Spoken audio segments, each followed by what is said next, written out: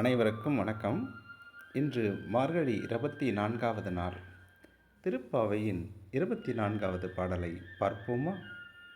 அன்றி உலகம் மலர்ந்தாய் போற்றி, சென்றங்கு தென்னிலங்கை செற்றாய் திரள் போற்றி, கொன்றடச் சகட முதைத்தாய் புகழ் போற்றி, கன்று குணிலா எறிந்தாய் கழல் போற்றி, குன்று குடையாய் எடுத்தாய் குணம் போற்றி, வென்று பகை கொடுக்கும் நின் கையில் வேல் போற்றி, என்றென்றும் சேவவமே ஏத்தி பறை கொள்வான், இன்று யாம் வந்தோம் இரங்கேலோர் எம்பாவாய்.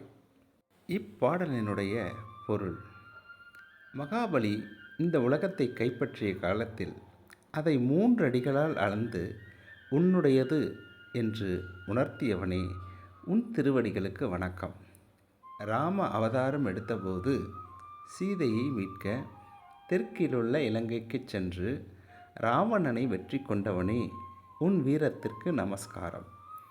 சக்கர வடிவில் வந்த சகடன் என்ற அசுரனை ஒரே உதையில் வீழ்த்தியவனே, உன் புகழுக்கு வந்தனம்.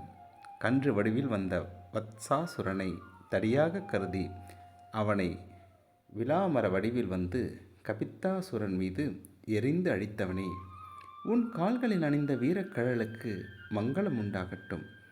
கோவர்த்தனகிரியை குடையாக்கி ஆயர் குலத்தவரை இந்திரன் அனுப்பிய மழையில் இருந்து காத்தவனே, உன் இரக்க குணத்திற்கு தலை வணங்குகிறோம். பகை வீரர்கள் எவ்வளவு பலவான்களாயினும் அவர்களை உன் கையிலுள்ள வேலால் அடித்தவனே, உன் வீர செயல்களை பாடி உன் அருளை பெறுவதற்கு இப்பொழுது நாங்கள் வந்துள்ளோம். எங்கள் மீது இரக்கம் காட்ட வேண்டுகிறோம் என்று ஆண்டாள் பாடுகிறாள். அதே போல நாமும் மார்கழியில் எழுந்து நாராயணனை வழிபடுவோம். நன்றி, வணக்கம்.